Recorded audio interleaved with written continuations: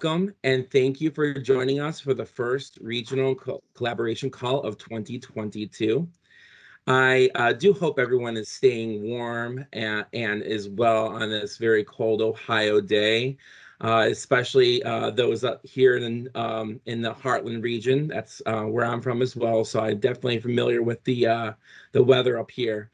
My name is Philip Londrico. I am the Assistant Project Director for SOAR 2.0. I am joined here today by my esteemed colleagues. They include the grants administration team and working in various capacities. Some will be presenting, some will be moderating the chat, and running the presentation for us in the background. Also, our regional presenters and the SARDI team at Wright State University. I want to thank you all for joining us. And today we'll be covering, like I said, the Heartland region. The project lead assigned to this region is Zoe Leonard. And we're going to start off with some housekeeping items before we get started with the presentation. So just as an FYI, this meeting is being recorded and may be posted to our Ohio Moss website. Please keep your phone or computer on mute.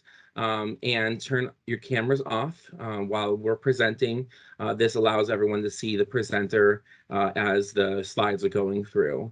We thank you for your cooperation with this. Send any questions you have to the chat box. So we do have the chat box feature here in Teams. We do have staff monitoring the chat. We will try to answer your questions promptly during the presentation. We might hold questions to the end or during certain prompting times to ask or answer questions. And we will also be posting links into the chat for easy access for everyone. The Ohio Moss website for federal grant projects contains FAQs and additional information about these projects. And there's your first link. This link is a general link to our funding page. This will include access to SOAR projects, to block grants, discretionary grants and funding, as well as a list of the Table B list for Ohio Moss, which includes a list of the grants here at the department. So just peruse around, you can find some more information there. Again, this is about applying for funding or just funding in general.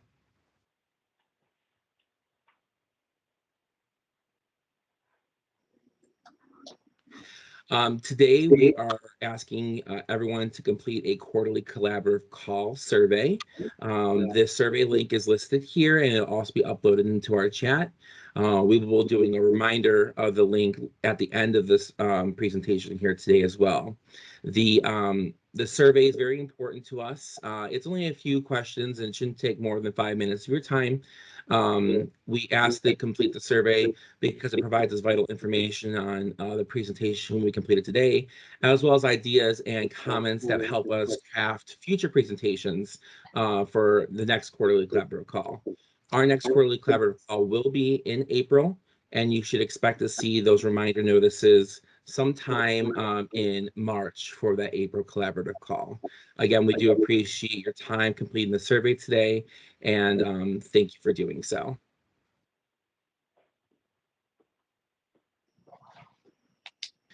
Just a quick overview of the grants administration team. Here you'll see a list of our staff. We are a growing team. Their role and any project lead regions or grants that they might be covering specifically. Again, like I said earlier, Zoe Leonard is the project lead for the Heartland and North Coast regions here at Ohio Moss. And with that, I would like to introduce Dr. Valerie Alloy, who is the chief of the Grants Administration Bureau, to give opening remarks and a welcome. So Dr. Alloy, please join us. Well, good morning, everyone, and thank you so much, Philip, the grants team that are working behind the curtains, and everyone on the call today. Hello. Hello. I get the opportunity to do really the easiest part of the job, which is to give you a really warm smile and bring greetings and gratitudes on behalf of the Department of Mental Health and Addiction Services. I start off with greetings and gratitude because it's very important that you all know that we are fully appreciative and aware of the unusual time in which we are doing this level of service. Not only did we have an opioid epidemic raging in our state and around our nation, in came this global pandemic. And continuing to provide services to the field under these conditions, we recognize as extremely strenuous and stressful. And we have gratitude to all of our partners for your service during this time. We also recognize that with the statistics being the way they are and the pandemic bringing a type of behavioral health surge, that we're in a roll up the sleeves type of work. And so we recognize that we want to extend grace in that we understand that trying to staff projects still meet client needs under these conditions is extreme. It's extreme, and we understand that. So we offer both grace and gratitude and deep appreciation for your service, working with us to help understand the needs and then meet those needs. With regard to the conversation today, it's critically important for us to hear from you and each other the elements of the SOAR projects that are working well, those which had presented challenges for which opportunities to overcome were developed. And most importantly, certainly from my point of view and my new role as the grants administration chief, what types of funding we need to be looking at procuring to make sure that the ongoing needs are met. And we will be listening with laser focused ears and hearts on the matters that will be discussed today. So again, I won't belabor your welcome, but it's to say thank you for all of your service, your dedication, and your roll up the sleeves abilities during this most unusual time in our collective human experience. So with that, I'll turn it back over to Philip. Thank you very much, Dr. Alloy, for those opening remarks. Just as a reminder, please keep your cameras turned off and your mics on mute as we give the presentation. So moving on to SOAR 2.0 updates, I just want to thank everyone for their hard work in making SOAR 2.0 year one a very successful first year. Here at the Ohio Department of Mental Health and Addiction Services, we effectively call the first year of SOAR 2.0 2.1 and the second year of SOAR 2.0 2.2. So you will hear us use 2.1 and 2.2 in our terminology today, as well as in the future correspondences or memos that you might receive throughout the year. Just a reminder that SOAR 2.2 began on September 30th, 2021, and will run through the end of September 29th, 2022. We did do a closeout process for 2.1, which went very successful. And we do plan to continue this process going forward. In the fall, we will send out and disseminate reminder notices for the closeout process for the current year. Next slide, please. Just as a reminder that we are we did submit for a formal carryover request to SAMHSA for year one into year two. We are currently awaiting that request to be processed by SAMHSA, and we hope to learn more about that in the coming weeks or months. Hopefully the former than the latter. We understand everyone's eager to learn more about that. As a reminder, any carryover amounts that we do receive here at the department are not returned to the original awardee, and that Ohio MAS senior leadership does have the final decision on how these carryover funds are used and awarded if received. Just a general reminder about mid-year reports.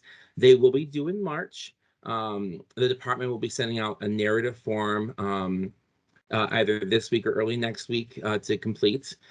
Please use this template when you're submitting your updates for the mid-year. We are requesting these updates no later than March 11th, so we can file our report to SAMHSA.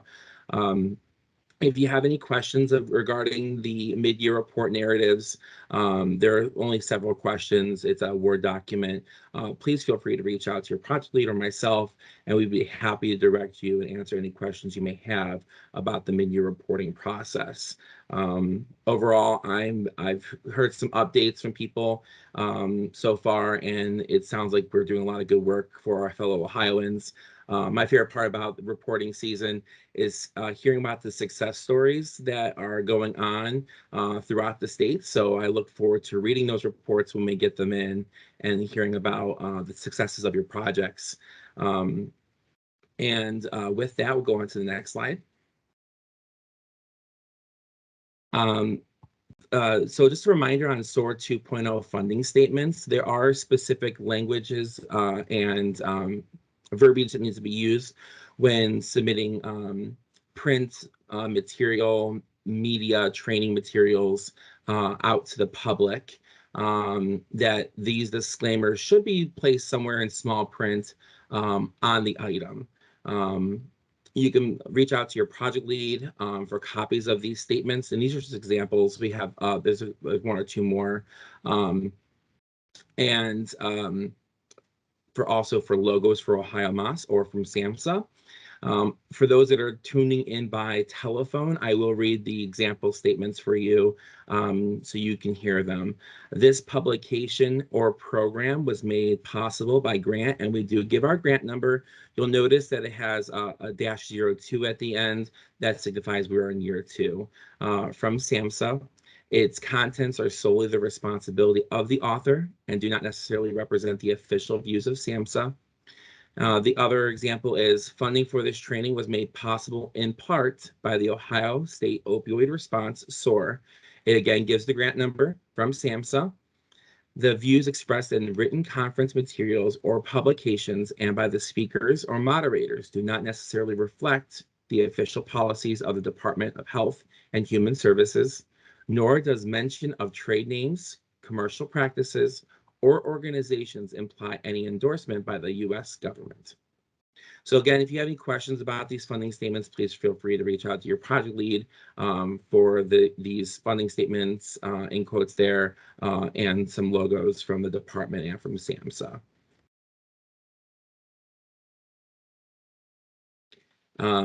We talked about the website briefly in our last quarterly call. Just a reminder that we do have a new website for the entire Department of Mental Health and Addiction Services. And with that, we did get a new link for our SOAR website. So we will be posting that link into the chat. Feel free to peruse around, look at it, familiarize yourself with the website. You'll find familiar information there like the Community Investment Guidebook. We are currently working on updating the guidebook for the current year.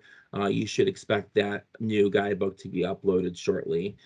Information updates, regularly updated FAQs.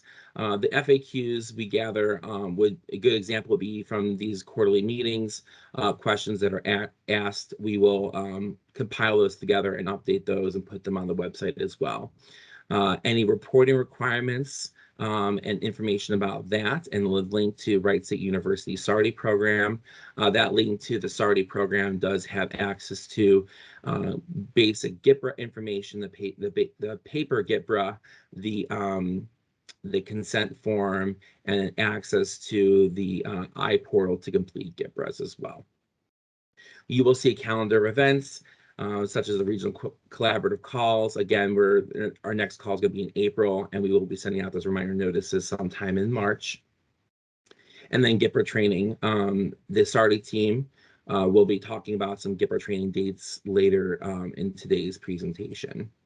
You'll also find a list of allowable costs. And again, there is the link there for you, and it should be in the chat room as well. If you have any questions regarding anything that we've talked about so far, feel free to put that in the chat box and we'll answer that as we move along. So moving on to SOAR 1.0 NCE Grant End Updates. I just wanted to make note that this grant officially ended on September 29th, 2021. We want to thank everyone for their amazing and hard work that was completed under this grant.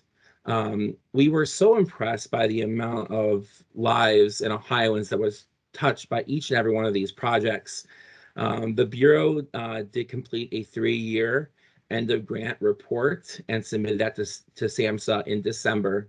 To date, we are expecting to send back less than $1.9 million to the federal government for all 3 years of SOAR Prime. And that's including the supplement. This is just an amazing feat, and each and every one of you should be very proud of this accomplishment.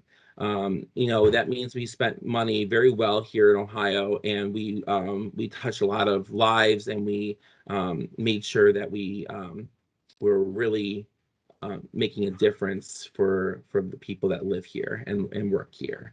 So thank you all again for your great work on this project.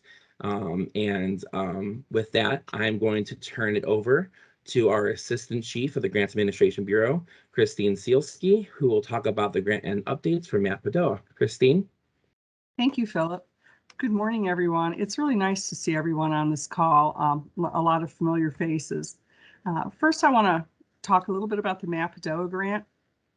The Matt Padoa grant ended 9/29/21, as did some of our other grants. And I want to thank everyone who participated in this grant. The grant was a success, and this important work has made a really big difference in the state of Ohio for Ohioans with OUD. The Matt Padoa grant is sending back very little funding to SAMHSA. So thank you again for your dedication and hard work to make sure that the funds were used in the state and that we didn't have to send much back. There is no further Matt Padoa funding. There is no future forecast for Matt Padoa. So this will be the last time that we talk about this grant. But if you have questions about it, please feel free to reach out to me. I'm happy to talk about whatever facets you have questions on. So the next thing I want to do is talk about the Regular Services Project Grant, or RSP grant. This will be also the last time that we talk about this particular grant. It did close on October 24th of 21. And as you'll see in the next slide, it was very successful and outperformed our prediction. In our application to SAMHSA, Ohio MOS did say that we would touch about 47,000 Ohioans. And as you can see, 651,159 Ohioans were touched by this grant. The success of this grant is totally due to the boards and their provider agencies and the paraprofessionals who worked on this particular project. It was an outreach and referral project modeled after FEMA's natural disasters. And it was also a joint project between FEMA and SAMHSA, which required our providers who participated to do a lot of reporting for this grant, which was a $6.4 million grant. I also want to thank everyone for the impact stories that they've sent in. The impact stories tell that emotional story of what actually took place on the ground and make that connection between the data that we see, as you see on this slide, and the work that was accomplished. I want to give a shout out to everyone who worked on this grant for not only doing the outreach and referral, but going that extra step and then going back and doing more outreach to make sure that people were able to reach the referral source and or get the help they needed from the referral source. This grant is also going to be featured in a future publication that SAMHSA puts out. So congratulations to everyone who worked on it. Pat on the back, because your work will be highlighted in that future publication. And now I want to go ahead and turn it back over to Philip for the next part of the presentation. Thank you. Thank you very much, Christine, for those updates with Matt Padoa and the RSP grant. I would like to now introduce Zoe Leonard, the Regional Project Lead for the Heartland region. Zoe. Thank you, Philip, and good morning, everyone. I want to start by thanking each and every one of you for all of the amazing work that you are doing in your region, as well as taking the time to be here this morning. At this time, I want to take a few minutes to highlight a project in the region and then hopefully open up a dialogue between all of you to really hear what's working and then any challenges you all may be facing. At this time, I will introduce David Ross of the Mental Health and Recovery Board of Ashland County. David, feel free to unmute yourself and turn on your camera. The floor is yours. All right. Can you hear me, Zoe?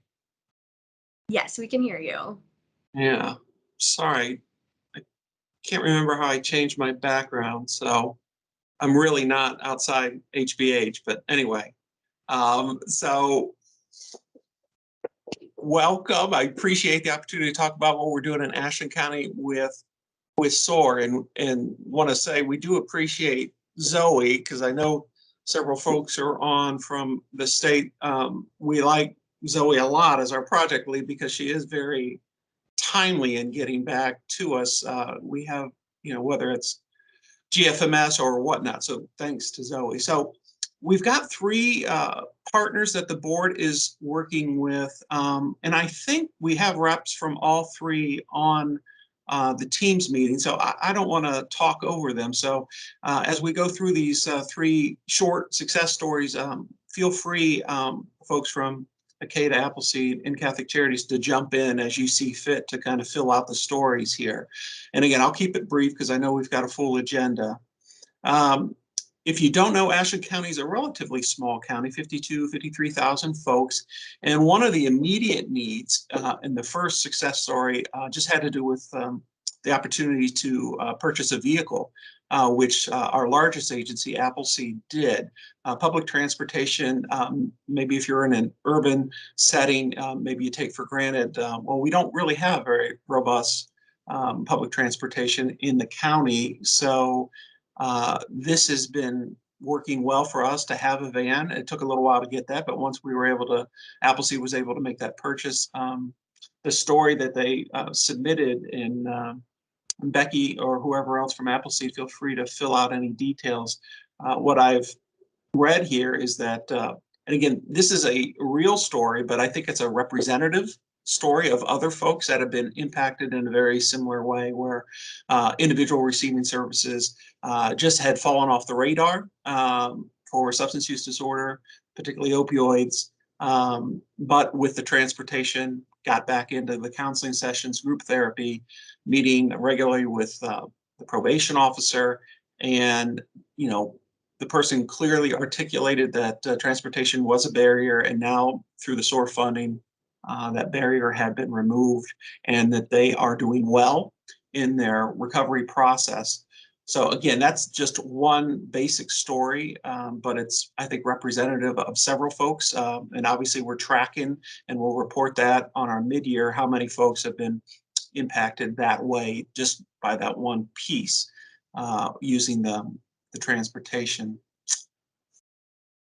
And again, folks, interrupt me from Acada, Appleseed, or Catholic Charities. The second story I wanted to share, and again, when we did our proposal, we were pretty much heavy on prevention and recovery supports.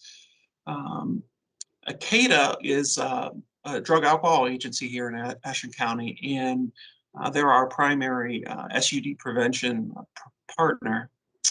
And we've done some creative things that we really couldn't have done without SOAR. And I know Rick Ford is on, so Rick, feel free to jump in here. One thing that was really unique was a podcast series that we were able to partner with iHeartRadio out of Mansfield that really helped educate the public more about the epidemic, opioids, amphetamines. We were trying to give some very practical tips, and we engaged Acada's prevention educators to do that, what parents and others could look for, maybe with younger people or even adults who might be struggling with substance use. Not only what to look for, but how to engage in conversations, and then, importantly, how to access community services for assistance. We thought that was, again, a medium that more and more folks are taking advantage of with these podcasts on their various devices. So we hadn't really been in that space, but SOAR allowed for that. So we are appreciative of that. One of the other things that was important to us was to get to our high school aged student athletes. It is more common than this group's a fairly informed group, so maybe this isn't a surprise to you all, but it's not unusual for student athletes to get injured and possibly prescribed opioid pain medications to manage that. And as we know, that can sometimes be a springboard to problems with addiction or substance use. And we were able to work with a local partner and Akeda and their staff again to produce a specific video on the student aimed at student athletes on what to look for. And it's really for the coaches and the parents as well as the student athletes themselves to be aware of those dangers of using opioid painkillers to manage pain, and we were able to enlist the help of a relatively recent graduate that is well known in the community, an athlete, student athlete that actually had a very powerful personal story. All of this, and again, I'll make mention of this in the mid-year report, but all of this is available on the Mental Health and Recovery Board's YouTube channel. That's right, we have a YouTube channel with all kinds of exciting video clips. I was going to attempt to show that today, but I thought this probably wouldn't be good. I have to admit, I'm much more familiar with Zoom than Teams. Last but not least, for Akeda, there was a rather lengthy video we were able to offer to the community about what does K through 12 prevention work look like around opioids and amphetamine? Because again, oftentimes we get calls from parents or even educators or administrators about, what's going to be taught, how's it going to be taught, and we wanted to kind of see parents and our friends in the education as partners and allies as we try to reinforce some of the skills that are taught during the K through 12 prevention. So we did a nice video on that as well that is being shown in the schools, and it helps, I think, maybe reduce a little bit of the anxiety that either parents or educators might have around the prevention work and what's actually being said to their young sons and daughters. Anything else on that, Rick, before I move on to the next one? You have to unmute, Rick. No, you did a fine job. Thank you, David. All right, and then I think Cheryl Villegas from Catholic Charities, that's the third success story I wanted to tell you about. And Cheryl, if you're on, feel free you can tell the story. I hate to tell other people's stories. Are you able to unmute and tell the story that you sent me? I can definitely do that unless you would like to share the story, but no, they're already, I've seen 20 comments. Nobody wants to hear me talk, so feel free, Cheryl. So I think what we've done with the SOAR funding, which we really appreciate, is we've been able to expand what we do to support families who've been affected by substance use, and particularly looking at the children who are affected. So we've been able to increase our mentoring, and we've been able to increase our parenting. And where that's particularly been helpful is, as you know, we have parents who've lost custody of their children due to substance use issues. So we've been able to provide hand-in-hand services and be able to provide evidence-based parenting curriculum to them. And as a result, I think the best story that I could possibly tell is to be able to say that parents have been able to work on their substance use issues, work on their parenting skills, and they've been able to be reunited with their children, which I think that's what we all want, is for our parents to be able to be healed and then to be able to reconnect with their children so that their children have a better outlook for their future. So I think that's our greatest success story from Catholic Charities. Thank you. Thanks, Sharon. Just on the challenges, just briefly, I mean, workforces, I know everyone talks about it, but that, that is a real thing. So I don't want to not mention workforce, but in talking with the agencies, the other real challenge for us is several of the more of the treatment focused SOAR projects we had were jail-based services. And I don't know about, the other counties, but unfortunately, our jail had to shut down several times because of COVID outbreaks. So that was just a real challenge for us. Was they limited or shut down programming, and some of that was SOAR funded programming at the jail. So that lowered our numbers and lowered our ability to impact a population that we really think will benefit once we have that ongoing and sustained presence in the jail. So that was certainly, again, nobody's fault. It was just, we're all trying to do our best with the pandemic. But, and then I would say we don't talk about it a lot, and I'm not trying to open up a hornet's nest, but the follow-up GIPRAs have been challenging, particularly when they start out in the jail for their initials, and then when we try to get those follow-ups, it's been a struggle to try to find those folks, and oftentimes the information isn't maybe as accurate, or maybe things happen and the person moves and we don't know that. So that is an ongoing challenge, I think, probably not just for Ashland County, but for other places. But so I'd rather have fewer challenges, Zoe, than successes. So I'll stop at those two. So any questions, Zoe, that you have, or anybody else, I'd be happy. And I know Jerry and some of the other folks were able to join from all the agencies. So if there's any questions, I'm sure we can handle those. Thank you so much for sharing, David and Cheryl. That was amazing to hear, and I really am looking forward to your mid-year report. And yes, as David mentioned, Dr. Alloy. Oh, thank you, Zoe. You don't have to stop mid-sentence, but thank you so much. I did have a couple follow-up questions, if I may. Is this the right time? Yes, I was just about to open up for questions and comments. All right, I got This on is camera. perfect. David and Cheryl and your team from Heartland, I would love to see your faces at this moment while we have a little bit of conversation on this. So I want to thank you again for the sharing. And as I was listening to that important content, I just had a couple of follow-up questions. Good morning, everybody.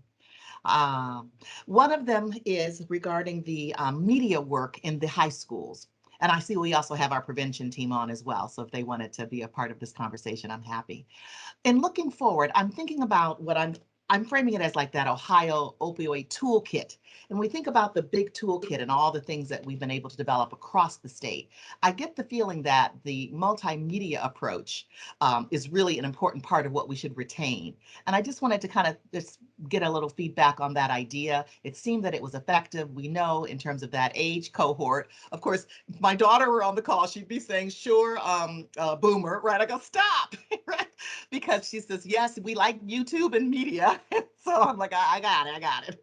So I'm thinking we should definitely be looking to retain and build out those kinds of outreach efforts, not just because of the pandemic, because that's the way young people, right, in our society is interfacing. So thinking yes in terms of the toolkit and those kinds of multimedia pieces of content.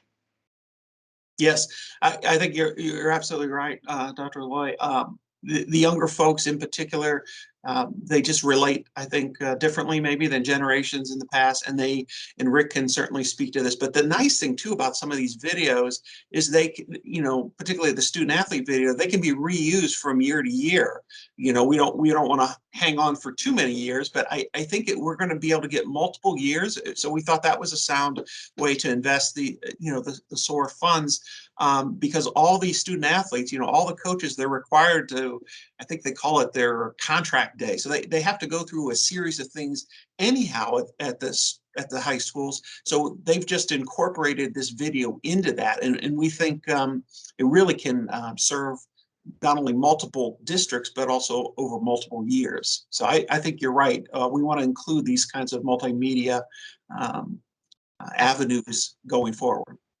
And then as you mentioned that, I'll just give you another joke because my daughter's in this field. If the young people have seen the video, don't feel free to update your content frequently. Once they view some multimedia content and they have seen it, they don't want to keep seeing the same content. I mean, we think differently, but that's just a little note that I have been informed about. Once they have, ingested content, they're good with it.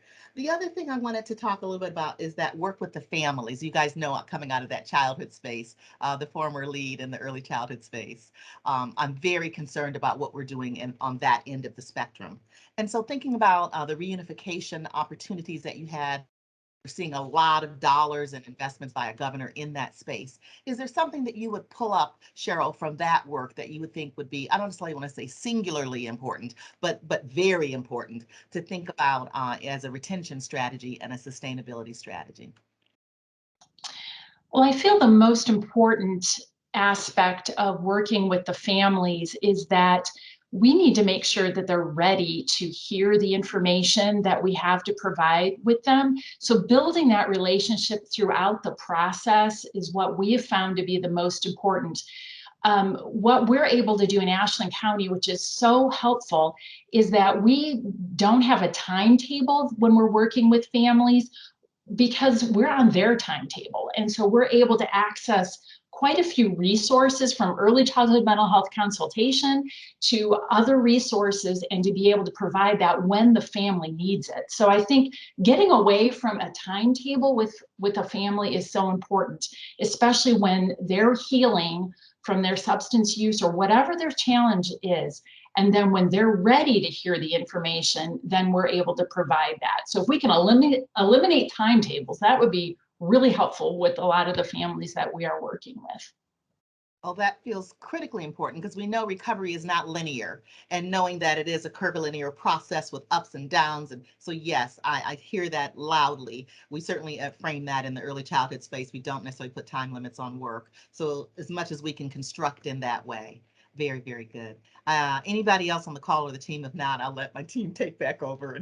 But I do like to kind of dive in on those pieces that I hear with my heart that seem to be absolutely transformational. So thank you so much for your sharing today. Hi, everyone. This is Molly Stone from Prevention. I just wanted to throw in too, having worked with David on some of the K-12 stuff, we have a lot, the social media and the interactive stuff that working with kids is huge. Many of our youth-led programs across the state and a lot of our prevention programs are utilizing that method to get to those kids, which is awesome. And I really like the parenting pieces as well. I was curious, Cheryl, do you know how many families got reunified with their children through this project? Or I was just curious. I will have to double check our numbers, and keep in mind that in Ashland County, we are a smaller population, but I know of 3 families in particular that had reunification, which is big. And did you work through, like the parents were in treatment at your center, or did you work through like child welfare office or JFS to address or identify them? We provided the care at our office, but those referrals were from Job and Family Services. Okay, cool. Great work, guys. Thank you, Molly. Yeah, one of the things, Cheryl touched on it, but we try, and again, so much of this, Dr. Loy, we're braiding multiple funding sources, right? And this is kind of the funding challenge that we're in right now. How do we take all these disparate funding sources, braid them together in a way that's seamless to the the folks in the community, and we try to reduce the barriers to our agencies. But when dealing with families, I know Cheryl and Jerry at Appleseed and Rick at Acada, they're trying to remove those barriers. So whether that's childcare, it's transportation, it's food. So they've been very creative at, I'm not necessarily saying using the SOAR funds, but some of our other flexible funds to reduce those barriers. So, the parents or the grandparents in some instances can make it to some of these great training opportunities. But if we don't address those kind of natural barriers that exist, that's just a big reason why folks don't show up. So just wanted you to know that little piece as well. David, my heart is just fluttering over here because you are speaking to a reframe that I do in all of my presentations. You're describing the conditions in which we all are born, work, live, play, and die. And in the jargon, that's called those social determinants. And I say none of us escape the social determinants, because those are the conditions in which each of us are born into, live, work, play, and die. And you've just spoken to those are the issues. So when we say social determinants, that is what we're talking about. And it affects each and every one of us in our human journey. So those transportation barriers, those access barriers, those food and its security barriers, those are the issues for every human being in every community that we have to struggle and partner with, right? To meet and address so that they can be ready, as Cheryl said, to move into that road of recovery. Children can't get educated if they're hungry. So we have to just stay right in that. Sadly, in America, we still have to be working in that space. And so those are some of the things that get me passionate and hot. So I'm gonna take the camera off and let y'all finish up this meeting.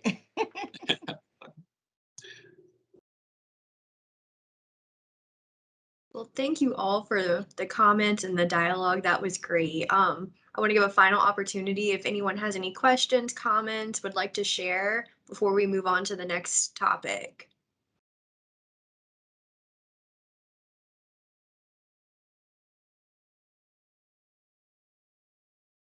Oh, it looks like we do have a question in the chat.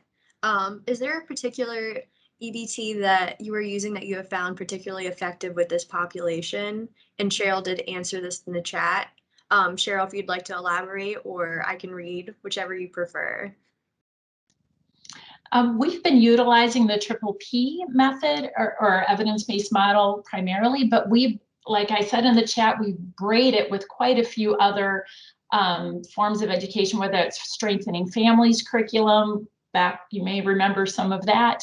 And then we combine also what we do with our early childhood mental health consultant with any of the DECAs, the Flip It trainings, as well as PACS tools. We've combined a lot of those other evidence-based models to make it creative and depending upon what a family really needs and what they're grabbing onto. We notice that it's a little bit different with every family that we work with. Thank you, Cheryl. Do we have any other questions?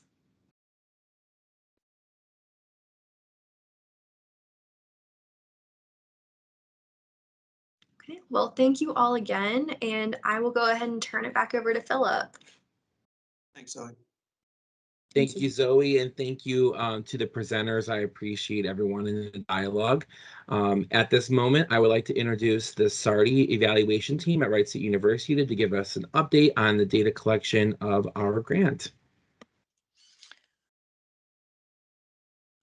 All right, thank you, Philip. My name is Angela Zaragoza, and I'm here with my Wright State SARDI SOAR evaluation team. I have Catherine Taylor, Nicole Kinsler, Brady Wilson, and Jenna Killian on the call as well. We are going to go over our data collection, some of that information, reports, and our TA in training. Next slide, please. Okay, so from the beginning of SOAR 2, you can see that there were 13,083 intake interviews that have been completed from 9/30/2020 to 1/6/2022.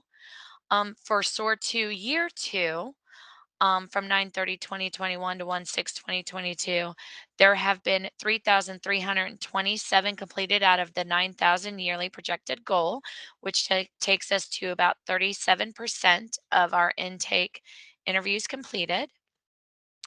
And then we have divided that up by the program type options. Local board has completed 2,829 intakes, which is 85%. Community organization has completed 203 at 6.1%. Innovation has completed 214 at 6.4%. And moms has completed 66 at 2.0%. And then ODJFS and or Ohio Start has completed 15 at 0.5%. Next slide, please. There have been 3,336 follow-up interviews. These are both completed and administrative, entered into the iPortal from the start of the project to January 6th of 2022. Of those 3,336, 2,207 are completed interviews, giving us a 66.6% average of completed interviews. The completed follow-up rate of those interviews, of those follow-ups who have went into window, is 27%. There have also been 1,539 discharge records entered. This is both completed interviews and administrative. Next slide, please. There have been some changes made to the biweekly local board report that we send out.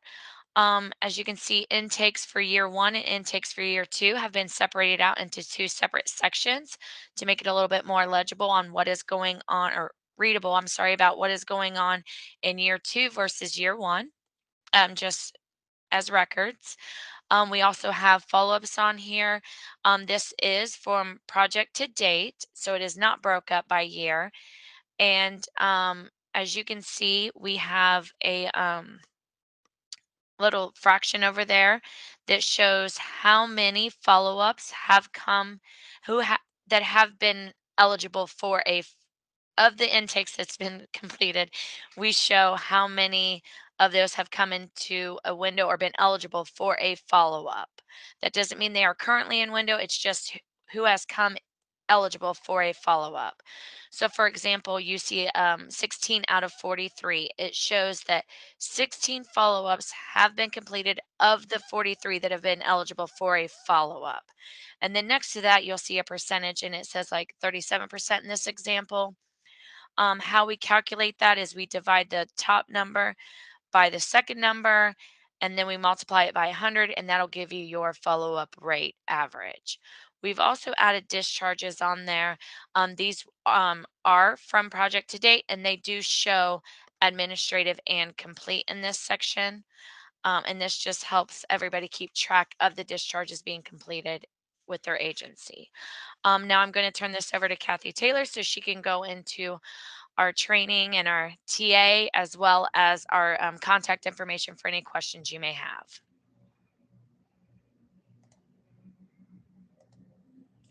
Thanks, Angela. So with regards to training, we are busy doing training, and the numbers from October to December are as outlined. We've had several SOAR 2 full trainings with about 102 participants that have joined those trainings. We also do update and refresher trainings. We've had about 15 people.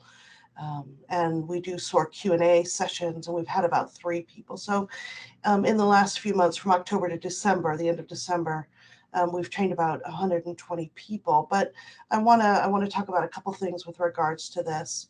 The SOAR 2 full trainings, I need to remind everyone that those are required trainings for anyone who is new to the GEPRA process. And I say that because we are getting emails with regards to getting access to the SOAR 2 portal without people having been trained, or just asking for the training materials. So I just would like to I would like to ask you to help spread the word, that everyone needs to be trained by us in order to understand the GEPRA, because we all know it's a complex document, and we want to make sure that everyone is comfortable conducting the GEPRA with their clients. The other thing with the Q&A, that number may seem low, but there's been kind of a shift with regards to how we've been working with the providers throughout the state. We are doing dozens and dozens of emails with providers. And we do Zoom calls with providers, addressing them individually. So it's shifted from a group Q&A, to more targeted one-on-one to help providers with their questions and issues so they can get on their way with providing services to the clients in the area. Next slide, please. So we do have our training schedule up through March. And we have the following SOAR 2 trainings, which happen every other Tuesday. The updates happen every other Thursday, and the Q&A sessions are on the opposite Thursdays. The schedule is changed a little bit, and we need to update that, and that's for a specific purpose, which I'll explain on the next slide. So we are proposing for 2022 to have required or mandatory training for all GEPRA collectors within the state of Ohio, based on the Q&A calls that we have been getting with regards to follow-up and discharge interviews. We have a lot of questions, and we understand that during the SOAR 2 training, there's a lot of information that is conveyed during that 3-hour training. So we get questions when it comes time for follow-up interviews and discharge interviews, how to conduct those, where to find those, etc. We've been finding people are asking where the locator form and the SOAR consent forms are. So we want to make sure that everybody knows where to find those, and to understand that the SOAR consent forms are separate from the agency consent forms that you may have, in your process for new clients.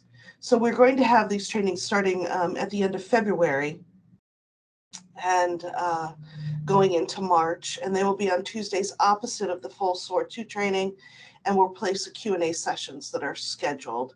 And we expect that this training will be an hour in length. And we hope to get those trainings up. We need to finalize a couple of things. We hope to get the registrations rather on our resources page, in the by next week. So look for that. Next slide, please. And like I said, we do a lot of one-on-one technical assistance Q&A, perhaps, with the providers in Ohio. And I've already talked about the follow-up and discharge interviews and the consent and locator forms. But we are also informing people with regards to having the discharge interviews added to the data report so we can keep track of those. You can keep track of those. And we also have lots of questions, probably every day, with regards to getting into SOAR, the SOAR 2 iPortal. They're having some issues logging in or navigating, so we help them with that. And we also talk about deleting interviews. But again, if anyone has any individual questions, feel free to contact us. Next slide, please. At our email, which is soargebberquestions@wright.edu. That hits 6 mailboxes, but one is our IT person for the SARDI team. But it hits 5 people who are ready and willing and able to help you with your issues or your questions and get you on your way. We ask that even if you get involved in a conversation back and forth with one person, that you always CC this email address, because sometimes we may be working with somebody else and you've got another question. And that way, if you use this email address, you're sure to get assistance as quickly as possible. And then we have the sardiprogram.com/SOAR, which Philip talked about a little bit. We have actually quite a bit of information on that resource page. We have registration, we have videos. If you have questions with regards to the follow-up interview or discharge interview, or we even have dealing with the sensitive subjects that are included in the GEPRA. So you can refer to that and find other information on that resources page. So with that, I turn it back to Philip, and thank you very much, and thank you for all the hard work you do. I mean, we talk with you every day, and we really appreciate what you do for your communities, the people in your communities in Ohio. Thank you, Kathy and Angela, for that presentation. Just a reminder that we do have the survey that we mentioned earlier. So again, we're just gonna put that up there, put it back in the chat. 5 minutes of your time will be very much appreciated. This does bring us to the end of the presentation. We are on social media, and please feel free to follow us there. We will be taking questions at this time. And if you have any questions, feel free to unmute yourself and turn on your camera to ask those, or you can put your questions into the chat box.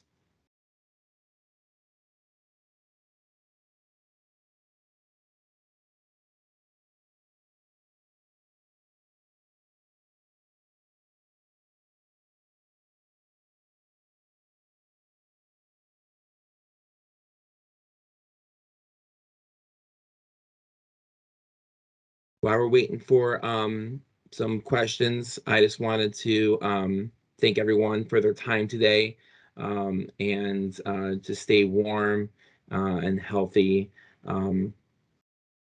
Let's see here. I'm looking in the chat now. So there's some questions about training dates. There are training dates on the SARDI website, and they were posted on the presentation here today. We will be the slides will be made available to people to review as well with that information. And then Angela from SARDI said that they could send them the information directly too. So Are there any other questions?